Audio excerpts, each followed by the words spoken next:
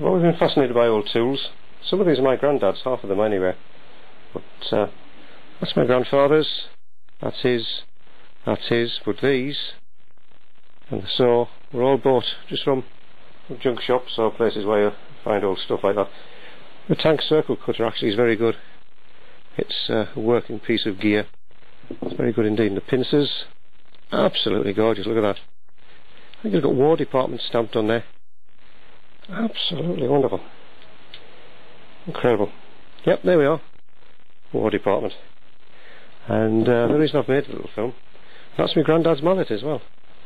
He made that himself, and it's been abused by an idiot called Richard when he was much younger. But my God, if that could speak, imagine what that would say, the different places it's been. That was my grandfather's. So what I'm going to do is stick it on close up and talk about the mortise gauge, because that's a very characterful tool. It's a wonderful thing. I've always been fascinated by tools. These things were lying around when I was a kid, so couldn't help but be drawn into them. And unfortunately there's a hole drilled at the back of this. That's where, again, the idiot Richard decided so he could put it on a nail on the wall when he was 10 years old or whatever. I think I had very long lonely Saturdays to fill my time.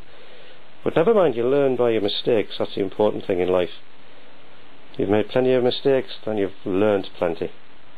That's the important thing. Nobody's born wise. You can be born pretentious, but you can't be born wise. But it's nothing clever about this thing. It's not particularly valuable to anybody that doesn't have any family connection. It's just an ebony and brass marking gauge with the adjusting mechanism going off the end. But the reason I wanted to make the little film is to try and somehow indicate the wear that's on it. To indicate... Now, I'm going to look through the screen here, and believe you me, this face here is very worn. We would say out of square. But to my granddad, who actually did a lot of window frame making, so it was just the job. This would be just the tool from him. He knew the tool, he could work with it, and he would get the results that he wanted. I just love the patina, the colour, the design solution, and the fact that this man would use this from say the age of 12 or 14. Well, he would start work at 12 or 14. He was born in 1870, so he probably started in about 82. I doubt if he stopped until 14, I don't know.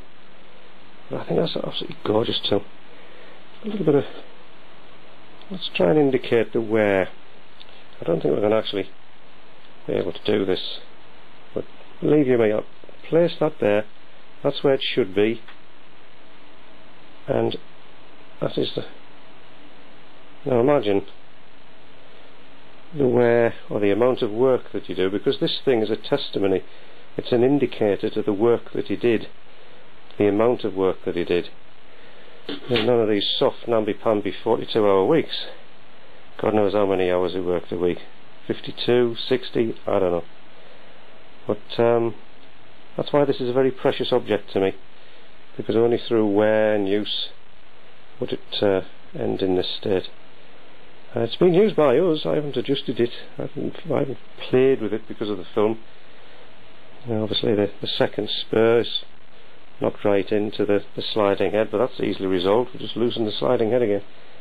But also as well, the two little nibs that mark, let's see if we can catch the light on that, I'm not quite sure. There we are. There's what's left of the steel nib to mark with. And of course this is broken away here. There we go, that side of the channel is missing. There's a screw holding it in, so it sort of functions. But this is the state that it would finish in his hands when he retired at 70. The age of 17, 1940. And of course there's the old story that I met a couple of kids who were serving the time down at Gregorys, and they said that if old man Kell had seen you doing that to somebody who was paring onto the bare bench without a cutting board, he'd have chased you with an axe. There we are, that's picking up some of the wear.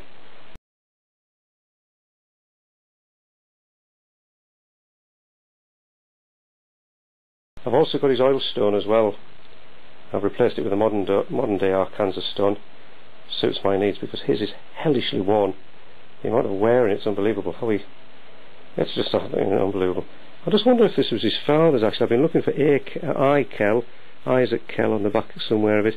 Can't find it, so we assume this is all through the working life of my grandfather himself. So he'd start work, born 1870, we assume in 82, 84, the absolute latest. I doubt if he stopped until 14. Isn't that wonderful? That's a testimony to his effort over the years. Oh God, I don't know what you'd say, the right word for that. Proud, appreciative, humbled, probably that's the better word. And of course, we've also got his adjustable bevel. Again, it's just marked R.J. Kell. Look at the wear on that.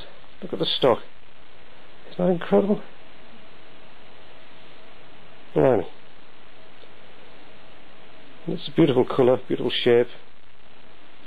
Nice piece of work. Nice handleable tool. Of course, there's his stamp. Can the light pick that up? Quite sure. R.J. Kell. And we pop over to the bookshelves. We actually have his stamp. The stamp that marked that. Isn't that amazing?